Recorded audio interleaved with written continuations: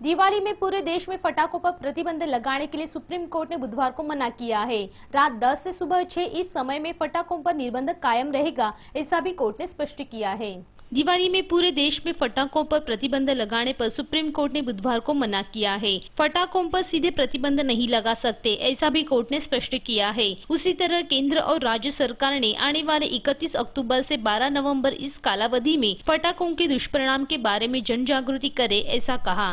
रात 10 से सुबह 6 इस समय में पटाखों पर निर्बंध कायम रहेंगे, ऐसा भी कोर्ट ने स्पष्ट किया। इस बारे में लोगों को जानकारी दी जाए, ऐसा भी कहा गया। Bureau report, MVTV।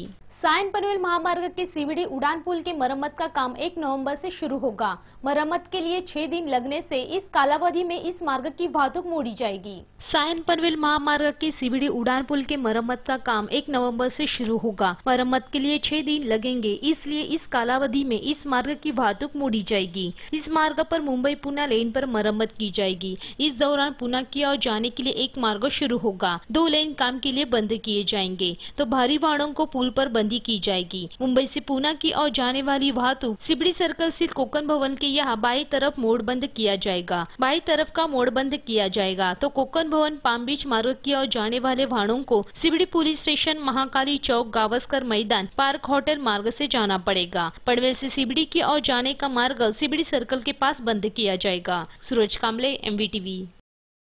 कुक्षेत्र गांव के धार्मिक स्थल पर पालिका ने की कार्रवाई को विरोध करने से मारपीट किए गए घायल युवक की विधायक मंदाताई म्हात्रे इन्होंने वाशी के पालिका के अस्पताल में जाकर भेंट ली। विधायक मंदाताई म्हात्रे इन्होंने इस दुर्घटना का निषेध करके संबंधितों पर कार्रवाई करने की मांग की है।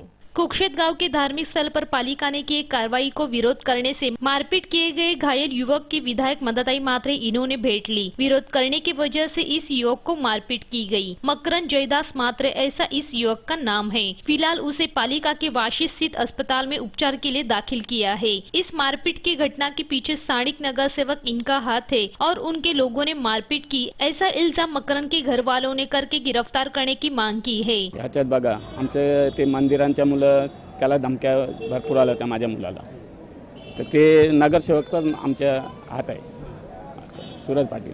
किती मुलं होती मारायला? आता मी पण कंपनीत होतो, पण हे सांगतात 10-12 मुलं होती, पण ते मारलं मला वाटतं 4-5 मुलं आहेत मारलं। त्यांना जे मारेकरी आहेत त्यांना तुम्ही पकडून अटक करायला पाहिजे। नगरसेवकावरती काही आहे? ते पण त्याच्यावर पण कारवाई व्हायला पाहिजे। नगरसेवक सूरज पाटील। तर मागणी असं आहे का त्याला कठोर शिक्षा द्यावी, असे काही का मागे पण का न्याय आम्हाला भेटला पाहिजे। असं जामिनीवर असं न्याय विकत घेतला असं आम्हाला वाटलं नाही पाहिजे। काय ते फक्त आम्हाला एकच मागणी आहे का त्यांना अशी कठोर शिक्षा लागली। पेशंटची कशी कंडिशन आहे? पेशंट अजून आहे, त्याचे बोलता व्यवस्थित, पण त्याचे दोन्ही पाय फ्रॅक्चर झालेले आहेत।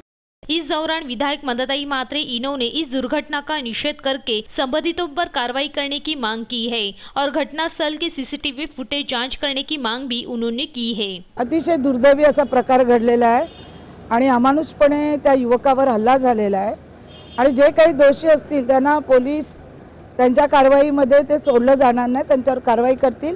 पोलीस तपास सुरू झालेला आणि डॉक्टर इथे चांगला उपचार देतात आणि ताबडतोब त्याला तर थोड्याच वेळामध्ये फोर्टिजमध्ये त्या मुलाला हलवलं जाईल आणि पोलीस आपलं काम करत आहेत। नागरिकांनी पण त्यांना सहकार्य करावं। जे कोणी दोषी असतील त्याच्यावर कडकात कडक कारवाई केली जाईल। असे अमानुष हल्ले आपल्या गावच्या ठिकाणी करणं आणि गुंडगिरी करणं हे बरोबर नाही आहे। जे कोणी गुंडगिरी करत असतील त्यांनी काय बेलापूर मतदारसंघाला ऐरोळी बनवायची नाही आहे। आज ऐरोळीमध्ये जे मर्डर होतात आहे हे राजकीय दृष्टिकोनातून होतात। ती सुरुवात जर नव्या मुंबईत करायची असेल बेलापूर मतदारसंघात, तर ती यंत्रणा आम्ही साफ मोडून काढू आणि ह्याच्यामध्ये पोलीस चांगले सहकार्य करत आहेत। आता जे कोणी गुंड असतील ते TV फुटेजमध्ये भेटतीलच आणि त्याच्यावर योग्य ती कारवाई केली जाईल। कैमरामैन सूरज कामले के साथ राज चौहान, MVTV।